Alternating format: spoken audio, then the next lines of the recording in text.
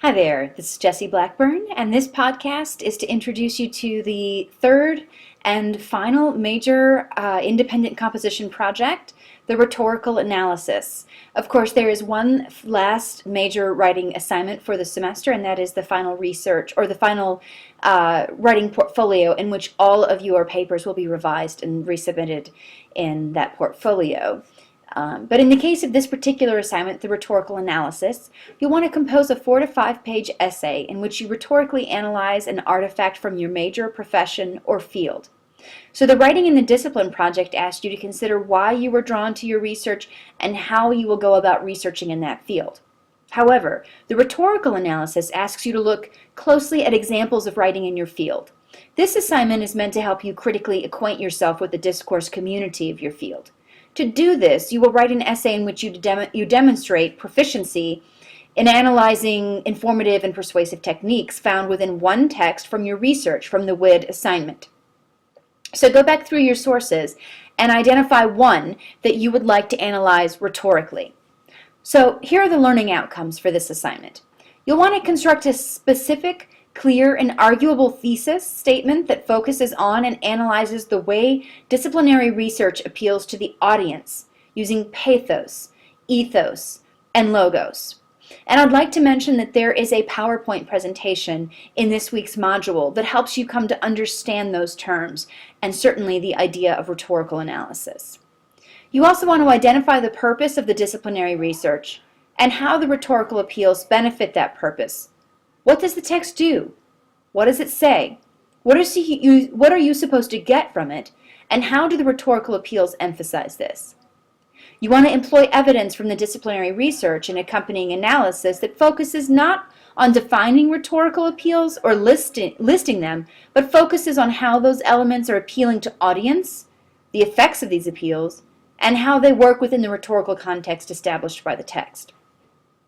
And lastly, you'll want to critically analyze how disciplinary scholarship works and if the text is successful or not. So, in draft 1 of this assignment then, you want to compose a 3-page essay in which you explore and critique the rhetorical strategies of one selected artifact from your field. For example, a research essay, a video, an image. However, if you do choose to analyze a website, please make sure it is a .org, .edu, or a .gov. And don't forget that part of this process is your own response to one peer's drafts, using full, thoughtful, and supportive feedback. And please see the peer review guidelines located near the end of the course guide, but also located within this week's module. This essay is to be written in either APA or MLA format. I recommend that you choose the format of your major and remain consistent, of course, throughout. And analyze the following: appeals, which would be ethos, logos, and pathos. Style, looking at diction, syntax, details, imagery, tone, medium, etc. Purpose, why did the author choose these strategies for the particular audience, occasion, and/or purpose? How do the rhetorical strategies help the author achieve his or her purpose? Draft 1, then, will be graded with the following criteria. You want to make sure that you have written 4 pages presenting a specific, clear, and arguable thesis statement that focuses on and analyzes the way disciplinary research appeals to the audience using pathos, ethos, and logos. You want to provide clear examples of the purpose of the disciplinary research and how the rhetorical appeals benefit that purpose.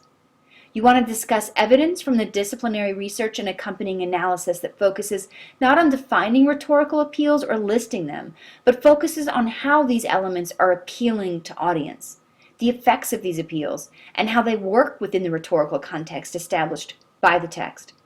You want to start to develop a clear understanding for how disciplinary scholarship works and if the text is successful or not. You want to consistently utilize MLA or APA format and avoid first person and direct address. Use, of course, correct spelling, grammar, and mechanics throughout. And lastly, don't forget to effectively use the peer review guide and craft a specific response to a peer's drafts. Now, make sure that you submit draft 1 of this assignment by Wednesday at midnight of this week, and by Wednesday of Thursday night, make sure that you use the peer review guidelines to assess one of your peers.